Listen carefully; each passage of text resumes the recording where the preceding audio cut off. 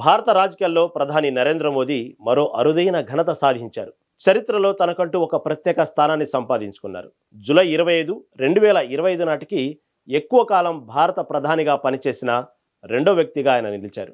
గతంలో 1964 నుంచి 1977 మధ్య నిరంతరాయంగా దేశాన్ని అత్యధిక కాలంగా పాలించిన ప్రధానిగా దివంగత ఇందిరాగాంధీ రికార్డును అధిగమించారు ప్రధాని నరేంద్ర మోదీ. అత్యధికంగా పాలించిన తొలి వ్యక్తిగా దేశంలో తొలి ప్రధాని జవహర్లాల్ నెహ్రూ నిలవగా, తరువాత ప్రస్తుతం ప్రధాని మోదీ రెండో స్థానంలో నిలిచారు.